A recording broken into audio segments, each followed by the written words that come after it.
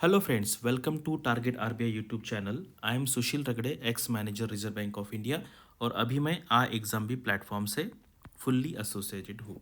तो अभी हम एक सीरीज़ देखेंगे, एक लेक्चर का सीरीज़, जिसमें हम आरबीआई ग्रेड बी के प्रीवियस ईयर के जो क्वेश्चंस हैं वो हम सॉल्व करेंगे। तो आज का जो हमारा लेक्चर है, इसमें हम फाइनेंस एंड मैनेजमेंट का पेपर जो हुआ था 2021 में, उसका फाइनेंस वाला जो पार्ट है वो आज हम देखेंगे। और उसके बाद फिर हम ईएसआई, उस तरीके से मैनेजमेंट, तो प्रीवियस ईयर के जितने सारे क्वेश्चन पेपर हमारे पास अवेलेबल है उसका हम डिटेल एनालिसिस और डिटेल एक्सप्लेनेशन भी ये हमारे सीरीज़ में लेने वाले हैं। अगर आपको प्रीवियस ईयर के क्वेश्चन देखने हैं तो आप हमारे वेबसाइट पे जाइए और यहाँ पर आपको प्रीवियस ईयर के क्वेश्चन पेपर मिलेंगे in the form of mock test. Phase 1 के भी मिलेंगे और फेज़ 2 के भी मिलेंगे। तो एक्चुअल एक्सप्लेनेशन चालू करने से पहले हम देख लेते हैं कि अभी जो 2021 का जो एग्ज़ाम हुआ है उसके जो मार्क्स है वो आउट हो चुके हैं। कुछ स्टूडेंट्स ने आरटीआई भी किया था, तो आरटीआई में आरबीआई ने हर एक पेपर के बाइफरकेट करके मार्क दिए हैं। यानी कि ईएसआई में आपको पता है 50 मार्क का डिस्क्रिप्टिव पेपर है एंड 50 मार्क का ऑब्जेक्टिव पेपर है। टोटल ईएसआई का पेपर 100 मार्क का है। सिमिलरली फाइनेंस के लिए 50 objective and 50 descriptive, total 100 marks. तो उन्होंने बाइफरकेट करके मार्क दिए हैं। तो हम देखते हैं कि जो सेलेक्टेड स्टूडेंट्स हैं उनके मार्क्स का एनालिसिस क्या है, तो आपको पता चलेगा कि मतलब इतना भी डिफिकल्ट पेपर नहीं होता है।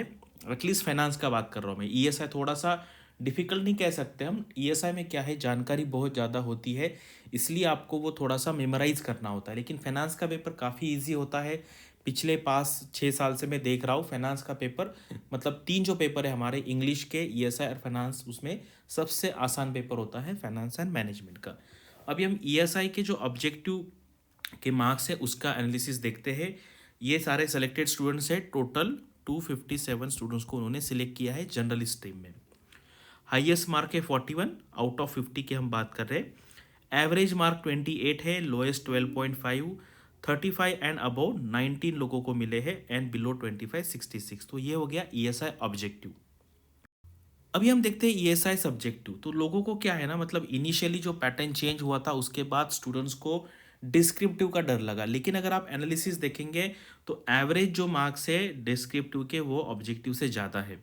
एंड यहाँ पर देखिए 35 एंड अबव मार्क जो है वो 73 स्टूडेंट्स को मिले। यानी कि जो सेलेक्टेड स्टूडेंट्स हैं उनको सब्जेक्टिव में, यानी कि जो डिस्क्रिप्टिव पेपर है उसमें ज़्यादा मार्क्स मिले। यानी कि डिस्क्रिप्टिव में क्या होता है, देखो ऑब्जेक्टिव में क्या है कि एक ब्लैक एंड वाइट होता है, मतलब एक तो आपका आंसर करेक्ट है या इनकरेक्ट है, आपको मार्क्स मिलेंगे फुल या ज़ीरो।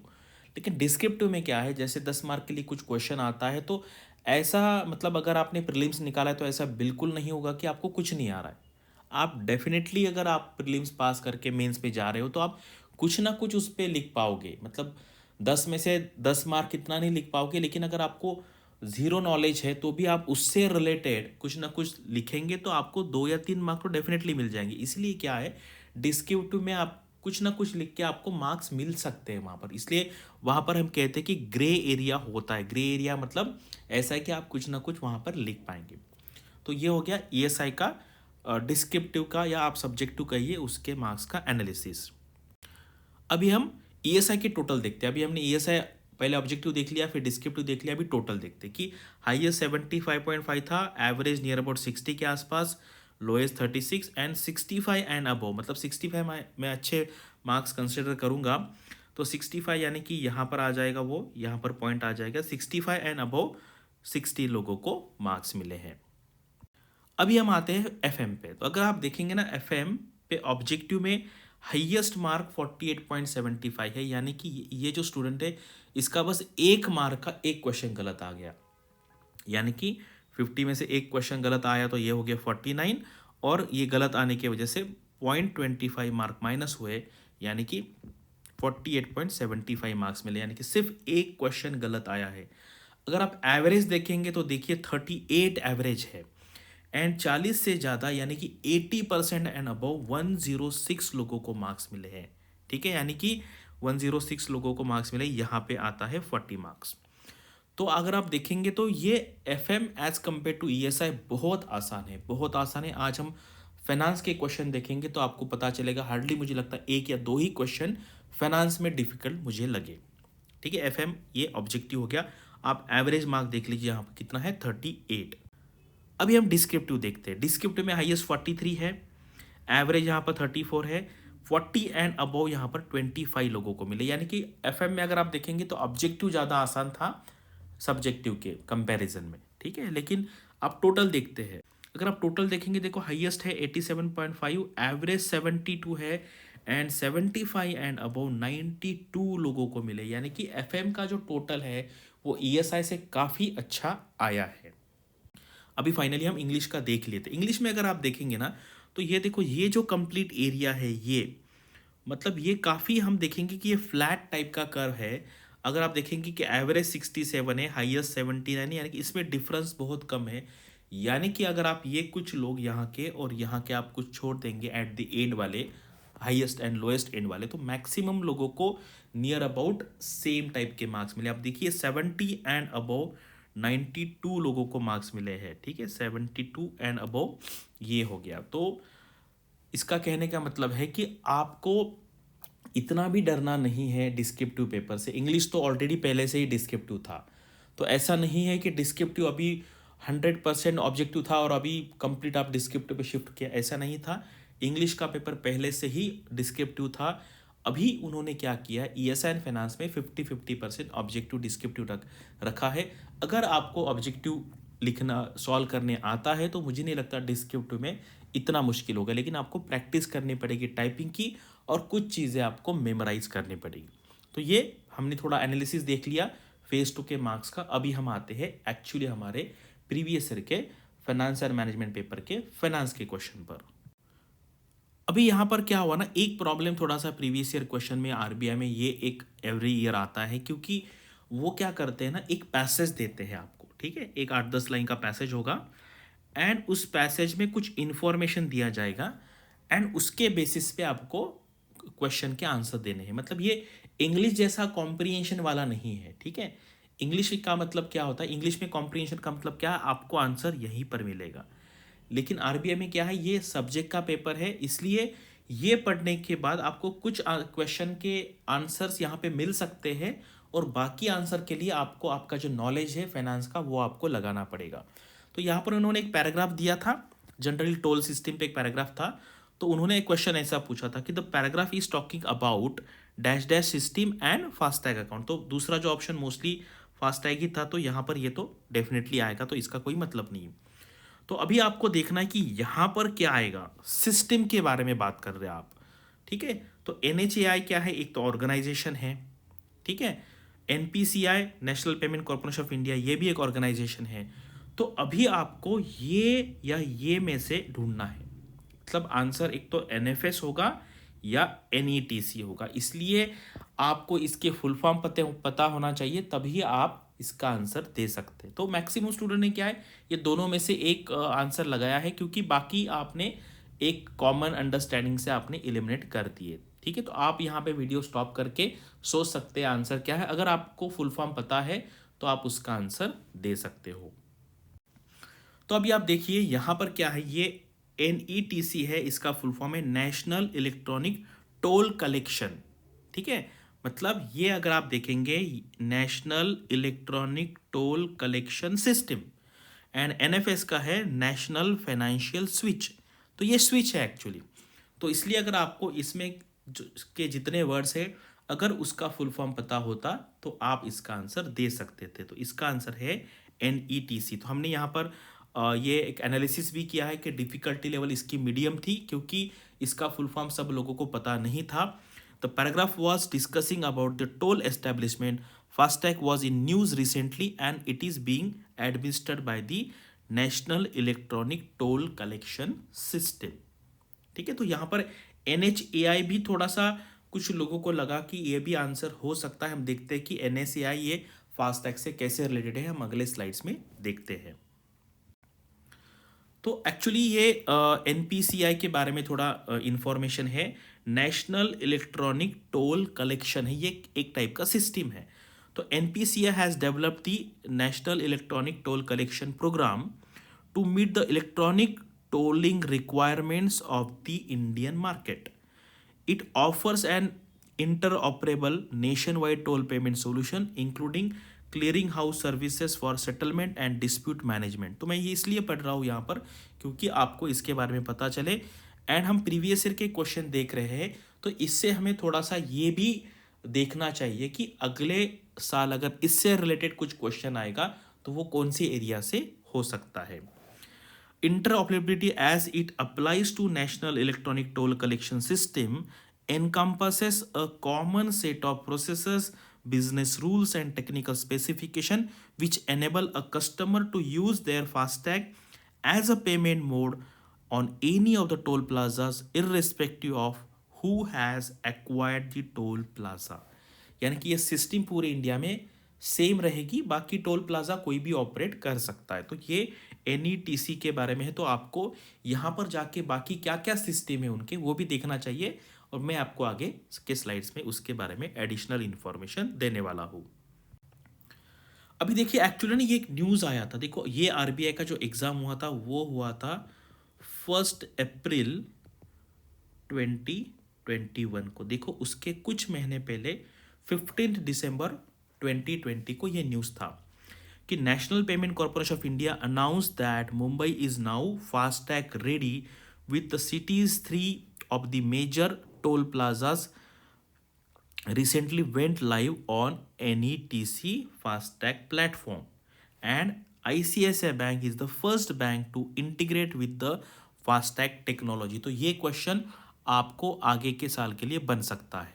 ठीक है, तो ये न्यूज़ था इसीलिए फिर ये क्वेश्चन आया था. तो इसलिए मैं आपको कहता हूँ कि फाइनेंस में क्या है ना, मैक्सिमम जो क्वेश्चन है वो करंट अफेयर्स रिलेटेड ही है. न्यूज़ में क्या आ रहा है उससे रिलेटेड आपको एडिशनल जानकारी रखनी पड़ेगी. तो बहुत सारे स्टूडेंट्स को लगता है कि मुझे कंसेप्ट इतना नहीं आता है. कंसेप्ट का वेटेज है, मैं बिल्कुल ऐसा नहीं कह रहा हूँ कि नहीं है, लेकिन 70 to 75% वेटेज आपका करंट अफेयर्स रिलेटेड नॉलेज पे ही है. अभी ये क्वेश्चन का आंसर तो कोई भी दे सकता है, मतलब ये 2 मार्क के लिए आया था. मतलब कभी कभी ये देख के ऐसा भी लगता है कि यार ये रियली RBI ग्रेड बी के क्वेश्चन है क्या, वो भी फेस टू के. National E toll collection was introduce by to meet the electronic tolling requirements of the Indian economy. तो ये है NPCI. ठीक है, ये NPCI ने इंट्रोड्यूस किया था. अभी ये NHAI इससे कैसे रिलेटेड है वह हम देखेंगे. मतलब NHAI का भी इसके साथ रिलेशन है. ये देखिए ये इजी था. National Payment Corporation of India has developed the NETC programme to meet the electronic tolling requirement. हमने पहले ही देख लिया. तो ये देख, अगर आप ये पैसेज पढ़ते हैं ना, ये बहुत ईजी पैसेज था. लोगों का 5 मिनट के अंदर वो सारे रिलेटेड क्वेश्चन लोगों ने सॉल्व कर दिए. अभी इससे रिलेटेड ना आगे के एग्जाम में ये क्वेश्चन आ सकता है कि जो NPCI है इसका जो फॉर्मेशन जो हुआ है ना, ये payment and settlement system act 2007 के अंडर हुआ है. तो ये जो एक्ट है इसका ईयर भी आपको पता होना चाहिए. एंड ये NPCI जो है ये umbrella organisation for operating retail payments and settlement system in India and it is initiative of Reserve Bank of India and Indian Bank Association IBA. तो मुझे याद है कि जब हमने RBI ज्वाइन किया था हमारे बैच ने 2012 में, तो हमारा ट्रेनिंग हुआ था मतलब RBI का जो ट्रेनिंग होता है RBSC में होता है, reserve bank staff college Chennai में है. तो वहाँ पर ही ये NPCI का ऑफिस था. तो हम वहाँ पर गए थे NPCI का काम कैसे चलता है देखने के लिए. तो ये काफ़ी इंपॉर्टेंट डेवलपमेंट है NPCI का. अभी यहाँ पर आपके लिए क्वेश्चन है. पहले क्वेश्चन सुन लीजिए क्या है, उसके बाद आपको वीडियो स्टॉप करना है और आंसर देने का ट्राई करना है. ठीक है, क्योंकि इससे रिलेटेड क्वेश्चन आगे आ सकता है. तो अभी ये जो NPCI है, NPCI इसके कोर प्रमोटर्स कौन हैं, कितने हैं और उनके क्या क्या नाम हैं. ठीक है, कौन प्रमोटर से आपको बताने हैं. तो अगर ट्राई कीजिए, अगर नहीं आता है तो वैसे तो आपको 1 मिनट में पता ही चल जाएगा. तो 10 कोर प्रमोटर्स है. एक तो सारे बैंक्स हैं क्योंकि NPCI यानी कि पेमेंट सिस्टम रिलेटेड है. और यहाँ पर 3 टाइप के प्रमोटर्स थे. एक थे हमारे पब्लिक सेक्टर बैंक्स, दूसरी जो कैटेगरी थी वो प्राइवेट बैंक्स की थी, एंड तीसरी जो थी वो आप इसको फॉरेन बैंक्स कह सकते हैं क्योंकि ये फॉरेन बैंक्स भी इंडियन फाइनेंशियल सिस्टम में काफ़ी सालों से, मतलब 100 ईयर से ही हमारे यहाँ पे अच्छे तरीके से काम कर रहे हैं। प्राइवेट बैंक का नाम है वो याद रखने के लिए आसान है। फॉरेन बैंक में भी सिटी बैंक एंड HSBC है। तो यहाँ पर अगर आप नेशनल बैंक देखेंगे तो वहाँ पर 6 है, SBI, PNB, Canara bank, bank of Baroda, union bank of India and bank of India. तो ये क्वेश्चन जो है फेज़ 1 में भी आ सकता है या फिर आपके फाइनेंस में भी आ सकता है। तो ये भी आपके लिए एक क्वेश्चन है। तो ये यहाँ पर आप वीडियो स्टॉप कर लीजिए और देखिए आपको इसमें से कितने जो शॉर्ट फॉर्म्स है उसके फुल फॉर्म पता है। ठीक है, तो वीडियो स्टॉप करके आप लिखने का ट्राई कीजिए एंड बाद में आप चेक कर सकते हो। तो ये है IMPS, इसका तो सबको पता होगा क्या है ये तो है immediate payment service IMPS। NACH is national automated clearing house. APPS is Aadhaar payment bridge system. ठीक है, ये बाकी एडिशनल इन्फॉर्मेशन भी आप यहाँ पर पढ़ सकते हैं। ये सारा एडिशनल इन्फॉर्मेशन मैं वो क्वेश्चन रिलेटेड ले रहा हूँ, यानी कि इसका फ़ायदा आपको अगले एग्जाम में हो सकता है।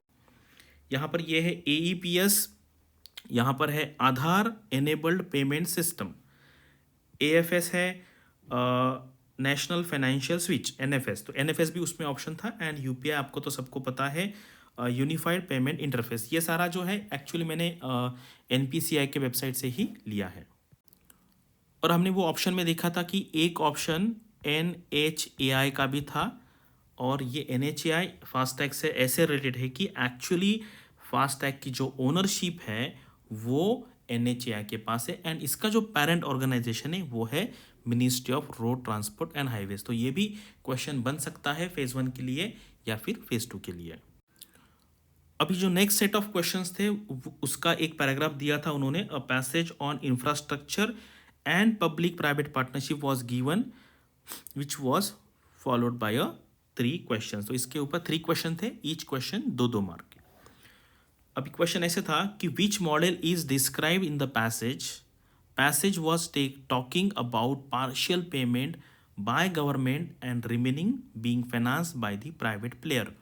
तो ये पैराग्राफ मतलब ऐसा है कि ये थोड़ा सा आप बोलिए कि थोड़ा सा कॉम्प्रिहेंशन प्लस आपका फाइनेंस का नॉलेज, ऐसे दोनों का यहाँ पे यूज़ करना था। तो पार्शियल यानी कि अगर आपको इसका फुल फॉर्म पता होगा, हम इसका फुल फॉर्म सारे का देख लेते हैं, लेकिन ये था hybrid annuity model.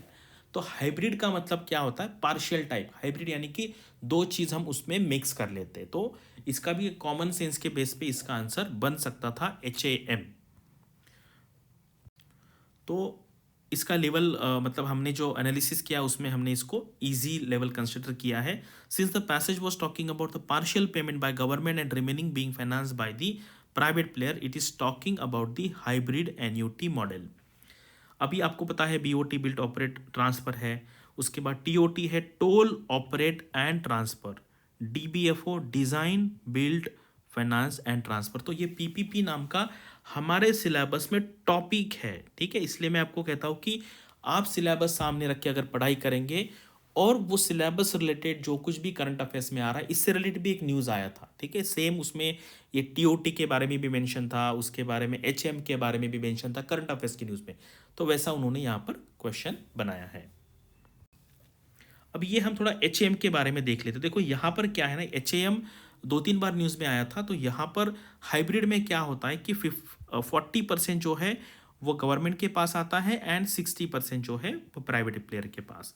On behalf of the government NHAI release 40% of the total project cost and the balance 60% is arrange by the developer. यानी कि जो कॉस्टिंग का जो शेयरिंग है वो 40% गवर्नमेंट के पास है एंड 60% जो है वो जो प्राइवेट प्लेयर है उसके पास रहेगा। HM is a good trade off spreading the risk between developers and the government. यानी कि प्राइवेट प्लेयर को भी कुछ रिस्क आएगा एंड गवर्नमेंट को भी कुछ रिस्क आएगा। अभी ये यही एक न्यूज़ में आया था कि hybrid annuity model project and monetisation of road initiatives by the government in the last few years have brought the spotlight back on road projects that had seen banks wither away due to regulatory and other issues in the past। यानी कि इसमें थोड़ा सा कुछ hustles आए थे इस project में। अभी देखिए ये भी थोड़ा सा बहुत सालों से न्यूज़ चल रहा था। A new financing route toll operate transfer was approved by the cabinet committee on economic affairs on in August 2016, यानी कि तब से ये कंटिन्यूसली न्यूज़ में आ रहा है। अब यहाँ पर देख ले, थोड़ा सा कंपैरिजन देख लेते हैं। यहाँ पर इतना डीप जाने की ज़रूरत नहीं, लेकिन मुझे एक मैं नेट पे सर्च कर रहा था तो एक एक्चुअली एक रिसर्च पेपर था, उसमें ये कंपैरिजन किया था। तो ये जो 4 वेज है, BOT है यानी कि build operate transfer, BOOT same है, इसमें सिर्फ बिल्ड ओन ऑपरेट ट्रांसफ़र है, BOO is a build own operate, and BOLT में है build own lease and transfer. तो अगर आप यहाँ पर देखेंगे ना कि ड्यूरिंग द कंसेशन पीरियड, यानी कि जो कंसेशन पीरियड चल रहा है उसमें पब्लिक सेक्टर की रिस्पॉन्सिबिलिटी क्या है एंड प्राइवेट सेक्टर की रिस्पॉन्सिबिलिटी क्या, हम देख लेते हैं। जैसे ऑपरेशन एंड मेंटेनेंस की रिस्पॉन्सिबिलिटी पब्लिक सेक्टर की होती है BOLT में, एंड बाकी की केस में आप देखेंगे तो ये प्राइवेट सेक्टर में है, यानी BOT में, BOOT में। तो ये बहुत अच्छा कंपैरिजन दिया है। कैपिटल इन्वेस्टमेंट एंड फाइनेंस, उसके बाद कंस्ट्रक्शन की जिम्मेदारी किसकी है, एसेट ओनरशिप किसके पास है, कमर्शियल रिस्क किसके पास है। तो ये काफ़ी अच्छा कंपैरिजन दिया है। अब ये ड्यूरिंग वाला है कंसेशन पीरियड, और उसके बाद कैसे चेंज होगा उसके बारे में भी उन्होंने दिया है। तो ये देखिए, आफ्टर कंसेशन पीरियड में पब्लिक सेक्टर की रिस्पॉन्सिबिलिटी ज़्यादा बनती है। अगर आप देखेंगे तो पहले कैसे था, ड्यूरिंग था, इसकी रिस्पॉन्सिबिलिटी। ऑपरेशन एंड मेंटेनेंस देखिए, यहाँ पर ये जो यहाँ टिक किया है वो सारा पब्लिक सेक्टर के अंडर है। तो एक बार जस्ट देख लीजिए आप, इतना भी डीप जाने की ज़रूरत नहीं, लेकिन मुझे अच्छे कंपैरिजन मिले इसलिए मैंने यहाँ पर इंक्लूड किया। लेकिन इससे रिलेटेड एवरी ईयर दो तीन क्वेश्चन आते ही रहते हैं PPP मॉडल पे, और मोस्टली वो सारे क्वेश्चन करंट अफेयर से रिलेटेड ही होते हैं। अभी जैसे हमने वो जो न्यूज़ में देख लिया था कि PPP model being talked in the given passage, what will be the share of government and private player in the investment. हमने देख लिया था गवर्नमेंट का कितना है 40 है, एंड प्राइवेट का कितना है 60 है। ठीक है, 40 and 60, 40 and 60। In hybrid annuity model 40% is financed by the public authority and remaining 60% is managed by the private player through various suitable means. In which sector the PPP model is majorly used? अभी ये थोड़ा सा हम कहेंगे common sense के base पे है। Generally PPP model ऐसे जगह पे यूज़ किया जाता है जहाँ पर एक तो थोड़ी कमर्शियल एक्टिविटी होती है, यानी कि वहाँ से रेवेन्यू जनरेट होता है, एंड उसमें जो पैसे का इन्वॉल्वमेंट है, इन्वेस्टमेंट का इन्वॉल्वमेंट है, वो ज़्यादा रहता है। इसीलिए यहाँ पर अगर आप देखेंगे ना, तो मतलब ऐसा मैं नहीं कहूँगा कि यहाँ के जो बाकी जो ऑप्शंस है, जैसे इंफ्रास्ट्रक्चर इसका करेक्ट आंसर है, बाकी में बिल्कुल नहीं होता है। लेकिन what we are suppose to do, we have to select the most appropriate option.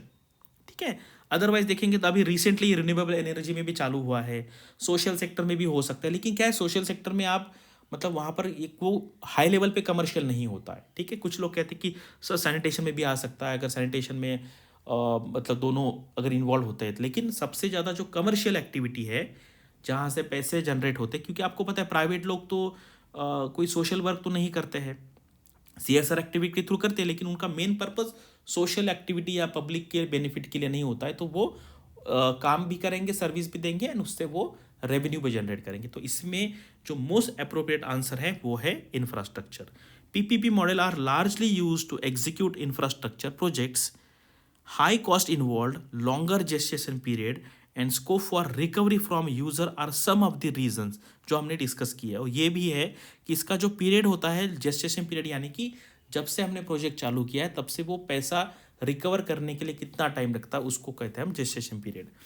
Applying public private partnership collaboration in infrastructure sector, तो ये भी एक कॉमन मतलब अंडरस्टैंडिंग के बेस पे क्वेश्चन था, और इजी क्वेश्चन आप इसको कह सकते हैं। अभी अगले जो क्वेश्चंस थे वो एक फाइनेंशियल मार्केट रिलेटेड एक पैसेज था, उसके बेस पे थे। यहाँ पर अभी हमारे पास पैसेज अवेलेबल नहीं है, लेकिन हम यहाँ पर अंडरस्टैंड करने का ट्राई कर रहे हैं कि किस टाइप के क्वेश्चन आते हैं, एंड इतने भी क्वेश्चन डिफिकल्ट नहीं, आपको पढ़ने के बाद समझ में आ जाएगा। विच of the following is the regulator of financial activities being talked in the given passage, यानी कि उनको क्या जानना है कि फाइनेंशियल जो एक्टिविटीज़ होती है या फाइनेंशियल सेक्टर का रेगुलेटर कौन है। आप सबको पता है सेबी। नियर अबाउट 99% लोगों का ये आंसर बराबर आया है। The passage was describing capital market activities. SEBI is the statutory body entitled to regulate the capital markets. Which of the following are depositories, ये भी बहुत ईजी क्वेश्चन है, आपको पता है CDSL and NSDL are the depositories, second and third.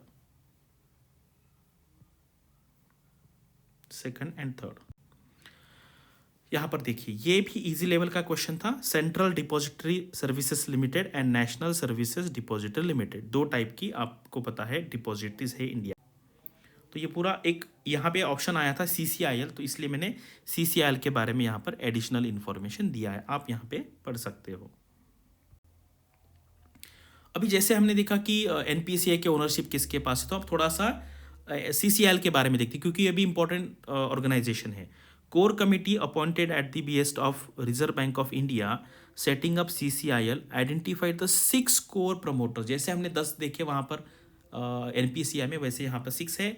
State Bank of India है, IDBI bank है, उसके बाद ICICI बैंक है, LIC है, बैंक ऑफ बड़ौदा है and HDFC bank. The company was incorporated with the authorise equity share capital of 50 crore rupees, और ये उसका शेयर होल्डिंग पैटर्न है। ये एडिशनल इन्फॉर्मेशन है NSDL के बारे में एंड CDSL के बारे में, आप स्टॉप करके यहाँ पे पढ़ सकते हो, क्योंकि प्रमोटेड किसने ये ऑर्गेनाइजेशन का प्रमोशन किया है, यानी कि promoted by IDBI UTI NSE।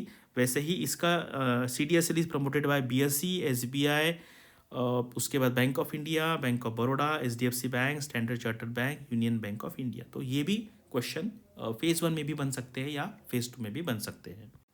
अभी वहाँ पर एक ऑप्शन क्रिसिल का भी था, तो क्रिसिल के बारे में भी थोड़ा जान लेते हैं। क्रिसिल क्या है? Formerly credit rating information services of India limited. Actually क्या है, अभी वो सिर्फ क्रिसिल यूज़ करते हैं, उसका अभी फुल फॉर्म यूज़ नहीं करते। एक्चुअली पहले इसका नाम जो था, टेक्निकल या लीगल जो नेम था उसका, वो ये इतना पूरा था, credit rating information service of India limited. अभी सिर्फ वो शॉर्ट फॉर्म क्रिसिल यूज़ करते हैं। Is an Indian analytical company providing rating है, रिसर्च है, रिस्क है, policy advisor services, and it is a subsidiary of a American company S&P global. तो ये इंपॉर्टेंट है, ये आपको फेज 1 पे भी आ सकता है, फेज 2 में भी ये क्वेश्चन आ सकता है।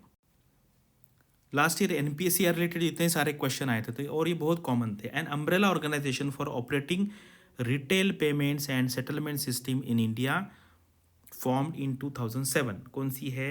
NPCI है। ठीक है, इजी लेवल का क्वेश्चन था, और हमने पहले भी इससे रिलेटेड कुछ क्वेश्चन इसी पेपर में देखे थे। अब ये भी जनरल अंडरस्टैंडिंग वाला क्वेश्चन है। एक्चुअली कभी कभी क्या होता है, वो पैसेज देते हैं ना, कुछ स्टूडेंट्स ऐसे कहते हैं कि सर वो पैसेज का एक्चुअली वो मतलब आंसर देने में कोई रिलेशन नहीं है, क्योंकि ये क्या इंग्लिश का तो पैसेज है नहीं कि वो पैसेज पढ़ो और उसके बेसिस पे फिर आंसर दो, कॉम्प्रिहेंशन जैसे। लेकिन क्या है, कभी कभी ना कुछ हिंट मिल जाती है, इसलिए वो पैसेज पढ़ना ज़रूरी है, और ऑब्जेक्टिव में इतना टाइम का कंस्टेंट नहीं आता है। Identify the correct statements. SEBI is the regulator of commodity exchange. Yes, it is regulator. पहले क्या था? पहले FMC था, फॉरवर्ड मार्केट कमीशन, लेकिन अभी क्या है? सेबी है। RBI is the regulator of all NBFCs, ये भी करेक्ट है। SEBI is the regulator of capital market, correct है, यानी कि ये तीनों के तीनों जो ऑप्शन है वो करेक्ट है। ठीक है, और ये सेल्फ एक्सपेक्टरी है, इजी टाइप का क्वेश्चन है।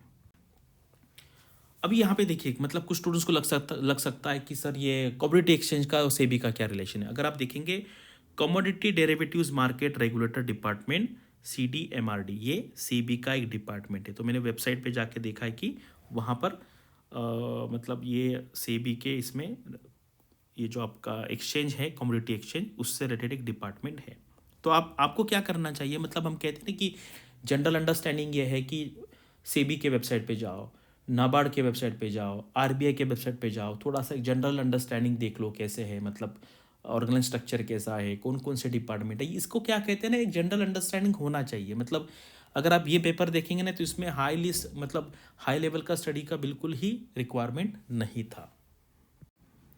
As per the circular released by SEBI, applicants can also apply for an IPO through। अगर आप देखेंगे ना, रिसेंटली आप न्यूज़पेपर देखिए, फाइनेंशियल न्यूज़पेपर, वहाँ पर जो IPO का जो नोटिफिकेशन होता है, एडवर्टाइजमेंट होता है, वहाँ पे बड़े वर्ड में UPI वाला भी एक ऑप्शन होता है वहाँ पर। तो ये इसका ऑप्शन है UPI।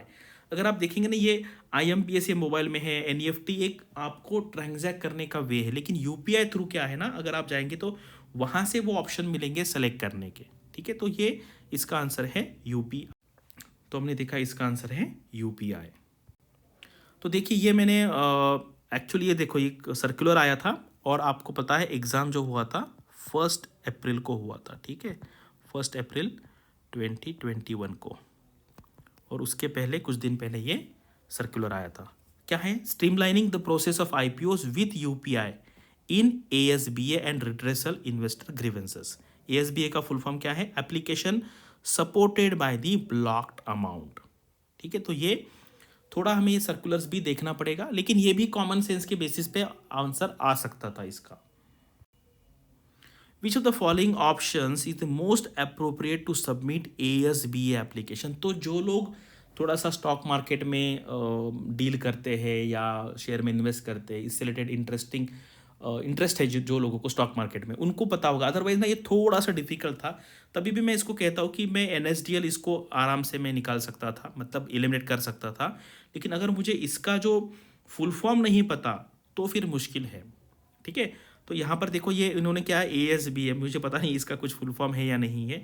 तो अभी ये दोनों में से कोई तो भी एक ऑप्शन होगा, अगर आपको मतलब एलिमिनेशन वे में करना है तो। अदरवाइज मैं ये लाइव लेक्चर में भी मैंने लिया है हमारे क्लास में, तो बहुत सारे लोगों को ये जो है ना इसका फुल फॉर्म पता है। ये है एएसबी, तो हमने देख लिया, application supported by the block amount. ये जो है एससीएसबी, सेल्फ सर्टिफाइड सिंडिकेट बैंक। ठीक है, सेल्फ सर्टिफाइड सिंडिकेट बैंक। तो इसलिए हम ये जो क्वेश्चन है इसको टफ कहेंगे, क्योंकि अगर आपको ये तो ठीक है, मैंने सपोज ये एलिमेंट हो सकता है, ये भी मुझे इसमें कोई मीनिंग नहीं लगता है। ये दो में से ऑप्शन मतलब सिलेक्ट करना थोड़ा डिफिकल्ट था। अगर आपको फुल फॉर्म पता है तो आपको अभी देखो इससे आपको क्या पता चल रहा है, अभी हम ये एनालिसिस से एक्सप्लेनेशन जो देख रहे हैं, इससे हमें ये पता चल रहा है कि हमें ये जो फुल फॉर्म्स है, शॉर्ट फॉर्म से, ये पूरे पता होने चाहिए।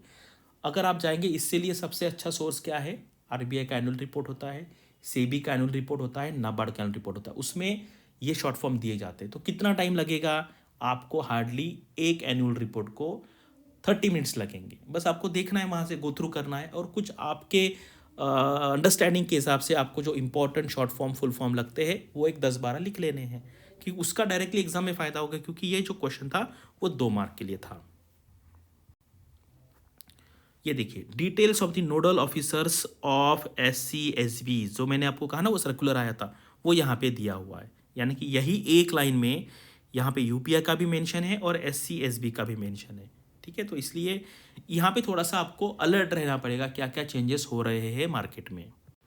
तो अभी तक हमने जितने क्वेश्चन देख लिए थे ना, वो सारे 2 मार्कर क्वेश्चन थे। अभी 1 मार्कर देख लेते। 2 मार्कर वाले कितने क्वेश्चन है, 20, ये हो गया 40, और 10 क्वेश्चन है 1 मार्क वाले, ये है 10। तो टोटल हो गए 50 मार्क्स, एंड जो क्वेश्चन है वो है 30। आज हमने सिर्फ फाइनेंस के क्वेश्चन देखे हैं, हमने मैनेजमेंट के क्वेश्चन नहीं देखे। Which of the following can be term as a revenue expenditure. तो आपको पता होना चाहिए कि revenue expenditure and capital expenditure में क्या फ़र्क है। ठीक है, जो रनिंग ऑफ द गवर्नमेंट है, कैपिटल एक्सपेंडिचर का मतलब यह है कि वो एक्सपेंडिचर करने के बाद उससे हमें आगे रेवेन्यू जनरेट होगा। ठीक है, तो ये सब्सिडीज़ है, इंटरेस्ट पेमेंट है, ये 2 ऑप्शन जो है ये रेवेन्यू एक्सपेंडिचर वाले 1 एंड 2। एंड लोन, ये तो पता है आपको, आप लोन दे रहे हो तो ये लोन, ये रेवेन्यू एक्सपेंडिचर नहीं है, ये कैपिटल एक्सपेंडिचर है। तो only 1 and 2। Public expenditure that does not result in creation of asset is called as a revenue expenditure. मतलब जहाँ से एसेट क्रिएट नहीं हो रही है वो रेवेन्यू एक्सपेंडिचर है।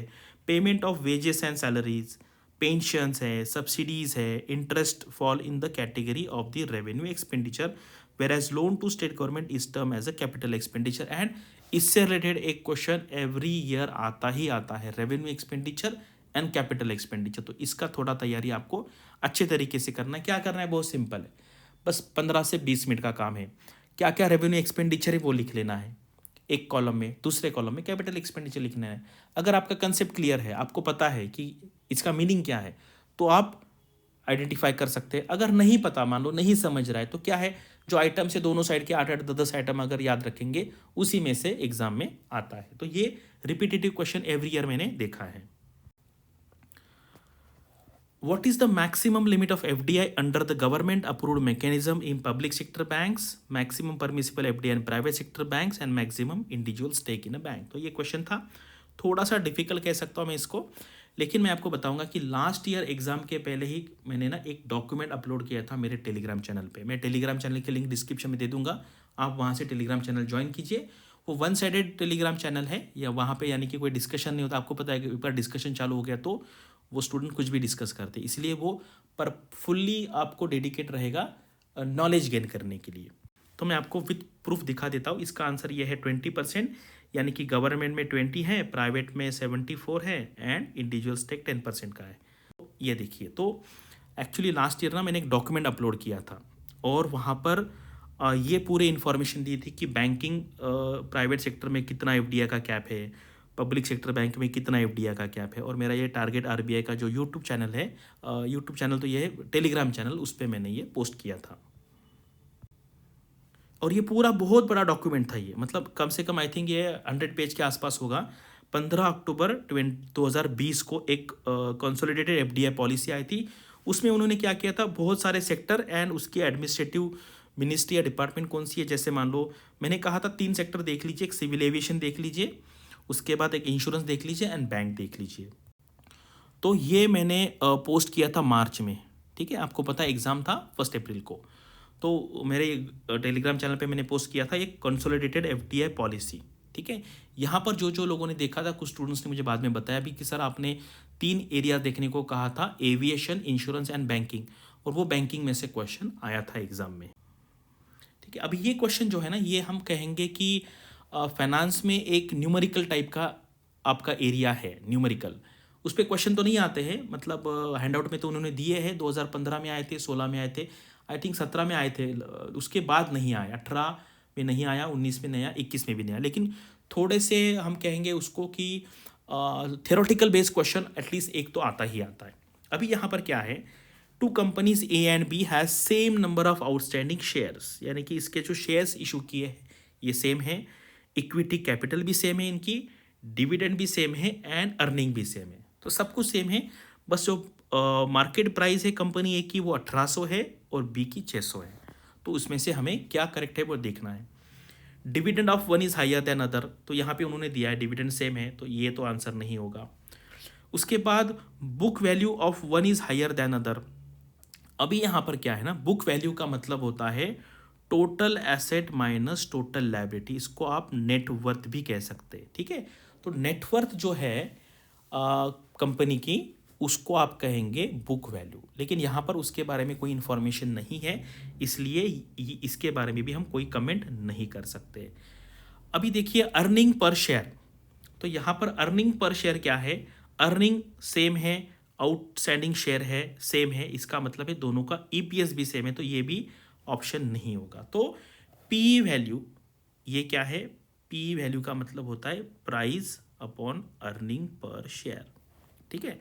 तो अभी देखिए ये उन्होंने क्या, हमें क्या पता है, अर्निंग पर शेयर दोनों का सेम है, तो ए की जो प्राइस है वो है 1800, आप पकड़ लीजिए, ईपीएस दोनों कंपनी का एक्स है, 1800 डिवाइड बाय एक्स एंड यहाँ पर 600 डिवाइड बाय एक्स, यानी कि P value of one is higher than the other, तो ये ऑप्शन करेक्ट है यहाँ पर। ये बहुत सिंपल है, देखो यहाँ पर ऐसा नहीं कि आपको बहुत बड़ा नॉलेज चाहिए, आपको क्या पता होना चाहिए कि पी क्या होता है, प्राइस टू अर्निंग रेशो, ये है price and earning per share.